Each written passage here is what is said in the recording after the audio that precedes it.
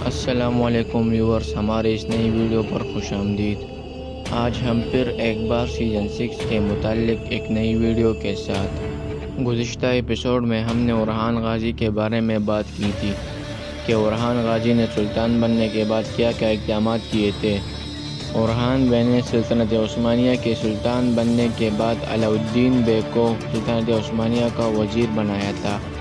حالانکہ علاؤالدین اس بات پر راضی نہیں تھا، لیکن اورحان غازی کے اصرار کرنے پر علاؤالدین یہ بات مان گیا اور سلطنت عثمانیہ کا وزیر بن گیا۔ وزیر بننے کے بعد علاؤالدین بے نے فوج اور لباس پر ترجیح دی اور اس پر کام کیا۔ علاؤالدین بے نے ایک الگ فوج بنائی جو صرف سلطنت عثمانیہ اور اورحان بے کی حکمرانی کے لیے کام کرتی تھی، لیکن ان سے پہلے ایسا بالکل نہیں تھا۔ ارطغرل اور عثمان بے کے دور میں سب سے پہلے اعلان کیا جاتا کہ جو بھی جنگ میں شریک ہونا چاہتا ہے وہ فلاں مقام میں پہنچ جائے، اور پھر وہ لوگ جنگ سے پہلے اس جگہ پہنچ جاتے، جنگ میں شریک ہو جاتے اور مال غنیمت حاصل کر لیتے اور اپنی فتح کا جشن مناتے۔ لیکن علاؤالدین بے کو یہ بات پسند نہیں تھی۔ اس نے اورحان بے کے ساتھ بات کی اور اس پر مطالبہ کیا کہ میں ایک الگ فوج بنانا چاہتا ہوں جو صرف آپ کے لیے کام کرے گی، اور آپ ان کو تنخواہ دیں گے اور تنخواہ میں وہ آپ کے لیے کام کرے گی۔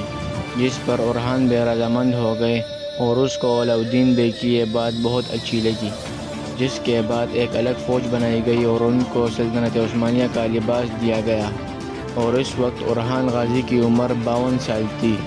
اورحان غازی نے کچھ ہی مہینے پہلے بورسا کو فتح کیا تھا، مگر سوال یہ پیدا ہوتا ہے کہ اورحان غازی نے بورسا فتح کیسے کیا؟ بورسا کی جنگ سے پہلے عثمان بے بیمار پڑ گئے جو کہ اورحان بے کے باپ تھے۔ اورحان غازی نے تلوار سے لڑنا اور جنگ کی مشقیں عثمان بے سے ہی حاصل کی۔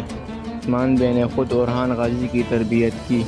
جیسے کہ عثمان بے بیمار پڑ گئے اور بورسا کا محاصرہ بھی جاری تھا اور اب جنگ کرنے کے لیے جانا تھا، لیکن عثمان بے کی حالت ایسی نہیں تھی کہ وہ خود جنگ میں جا کر شریک ہو جائے۔ اسی لیے فوج کی کمان مکائیل کوسس کے ہاتھ میں دے دی گئی اور فوج کا حکمران اورحان غازی کو بنا دیا گیا، اور یہ اورحان غازی کی پہلی بڑی جنگ تھی۔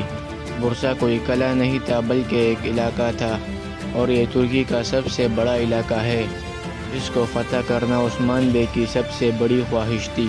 بورسا کا محاصرہ تو کر لیا گیا تھا اور بورسا کا گورنر اقرانوس بھی بہت غصے میں تھا۔ سے پہلے ہی حملے کے بارے میں معلوم ہو چکا تھا کہ فلاں دن ہم پہ حملہ کیا جائے گا۔ اسی لیے بورسا کے گورنر اقرانوس نے پہلے سے ہی اقدامات پورے کر لیے تھے۔ اس کو ترکوں کے حملے کی خبر مل چکی تھی اور اب وہ تیار بیٹھا تھا کہ کب وہ ہم پر حملہ کریں گے اور ہم ان پر حاوی ہو جائیں گے۔ لیکن اورحان غازی نے سب سے اچھا فیصلہ کیا اور بورسا کی تجارت بند کر دی، اور اب دونوں فوجیں آمنے سامنے بیٹھی تھی، ایک طرف اقرانوس اور ایک طرف اورحان غازی۔ دونوں فوجیں ایک دوسرے کو مارنے کے لیے بےتاب تھی۔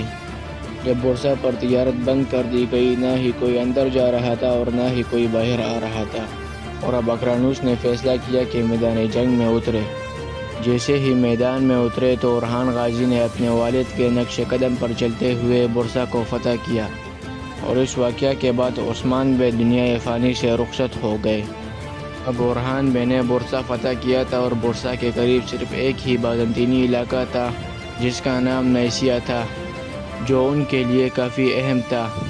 اس کے علاوہ جب عثمان بے نے کراچی ریاست پر حملہ کیا تو اس کو بھی سلطنت عثمانیہ کا حصہ بنا دیا، لیکن کراچی اور اس کے آس پاس کے علاقوں میں صرف ترک ہی بستے تھے۔